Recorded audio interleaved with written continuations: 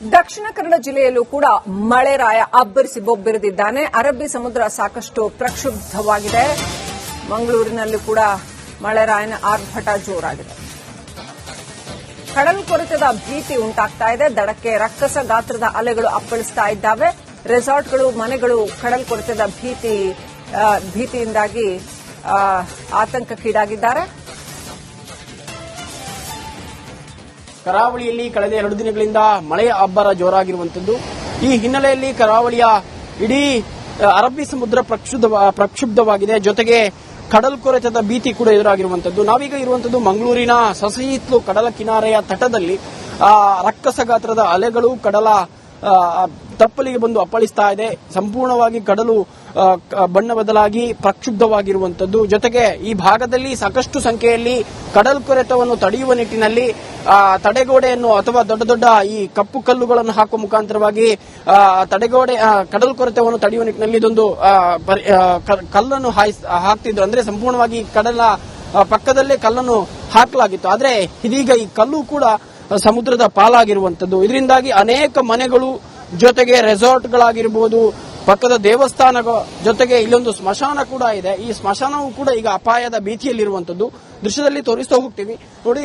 ಪಕ್ಕದಲ್ಲೇ ರೆಸಾರ್ಟ್ ಒಂದಿದೆ. ರೆಸಾರ್ಟ್ನ ಕೇವಲ 10 ಮೀಟರ್ ದೂರದಲ್ಲಿ ಈ ಒಂದು ಕಡಲು ಮುಂದೆ ಬಂದಿರುವಂತದ್ದು. ಈ ನಿಟ್ಟಿನಲ್ಲಿ ಈಗ ಈ ರೆಸಾರ್ಟ್ ಜೊತೆಗೆ ಅನೇಕ ಮನೆಗಳು ಸೇರಿದಂತೆ ಈಗ ಕಡಲು ಕೊರೆತದ ಭೀತಿಯಲ್ಲಿದೆ. ಈಗಾಗಲೇ ಹಾಕಿರುವಂತಹ ಅನೇಕ ಕಡಲು ಕೊರೆತಕ್ಕೆ ಅಂದ್ರೆ ಇದನ್ನು ತಡೆಗಟ್ಟುವಂತ ನಿಟ್ಟಿನಲ್ಲಿ ಹಾಕಿರುವಂತಹ ಅನೇಕ ಕಲ್ಲುಗಳೇನಿದೆ ಇದು ಸಮುದ್ರದ ಪಾಲಾಗಿರುವಂತದ್ದು. ರಕ್ಕಸ ಗಾತ್ರದ ಅಲೆಗಳು ಬಂದು ಎಲ್ಲಾ ಕಲ್ಲುಗಳು ಸಮುದ್ರಕ್ಕೆ ಸೇರಿರುವಂತದ್ದು. ಈ ಹಿನ್ನೆಲೆಯಲ್ಲಿ ಇದಕ್ಕೆ ಶಾಶ್ವತ ಪರಿಹಾರ ಆಗಬೇಕು ಅಂತ ಹೇಳುವಂತ ನಿಟ್ಟಿನಲ್ಲಿ ಅನೇಕರು ಇಲ್ಲಿಯ ಗ್ರಾಮಸ್ಥರಾಗಿರಬಹುದು ಅಥವಾ ಸ್ಥಳೀಯರು ಕೂಡ ಹೇಳಿರುವಂತದ್ದು. ಆದರೆ ಇದಕ್ಕೆ ಶಾಶ್ವತ ಪರಿಹಾರ ಇನ್ನೂ ಕೂಡ ಸರ್ಕಾರ ಸೂಚನೆ ಮಾಡಿಲ್ಲ.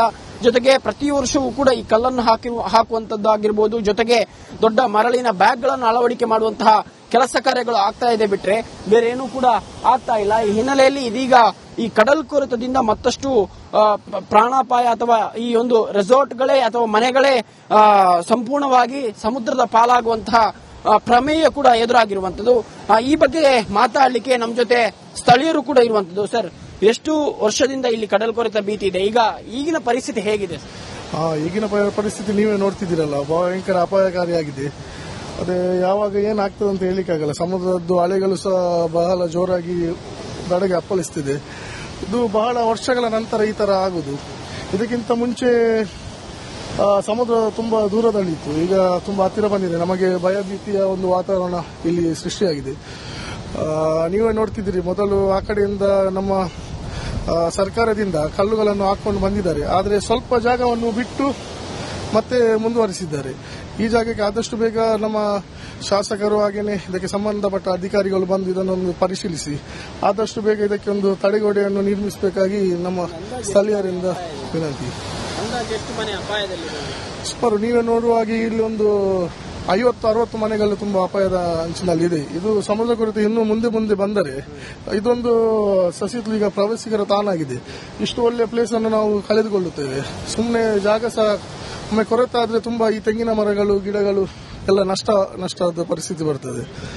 ಇವಿಷ್ಟು ಸ್ಥಳೀಯರ ಮಾತಾಗಿರುವಂತದ್ದು. ಮುಖ್ಯವಾಗಿ ಕರಾವಳಿ ಭಾಗದಲ್ಲಿ ಕಡಲ್ಕೊರೆತದಿಂದ ಕಳೆದ ಅನೇಕ ವರ್ಷಗಳಿಂದ ಸಮಸ್ಯೆ ಆಗ್ತಾ ಇದೆ. ಆದರೆ ಸಸಿಹಿತ್ಲು ಭಾಗದಲ್ಲಿ ಇಂತಹ ಪ್ರಮೇಯ ಇರಲಿಲ್ಲ. ಆದರೆ ಈ ವರ್ಷದಿಂದ ಮತ್ತೆ ಪ್ರಾರಂಭವಾಗಿರುವಂತದ್ದು. ಸರ್ಕಾರ ಈ ಬಗ್ಗೆ ಗಮನ ಹರಿಸಬೇಕು, ಜನಪ್ರತಿನಿಧಿಗಳು ಈ ಬಗ್ಗೆ ಗಮನ ಹರಿಸಬೇಕು, ಇದಕ್ಕೆ ಶಾಶ್ವತ ಪರಿಹಾರವನ್ನು ಕೂಡ ಮಾಡಿಕೊಡಬೇಕು ಅಂತ ಹೇಳುವಂತದ್ದು ಸ್ಥಳೀಯರ ಮಾತಾಗಿರುವಂತದ್ದು. ಕ್ಯಾಮರಾ ಪರ್ಸನ್ ದಿವಾಕರ್ ಪದ್ಮುಂಜ ಜೊತೆ ಆದಿತ್ಯ ದಂಡೋಲೆ, ರಿಪಬ್ಲಿಕ್ ಕನ್ನಡ, ಮಂಗಳೂರು.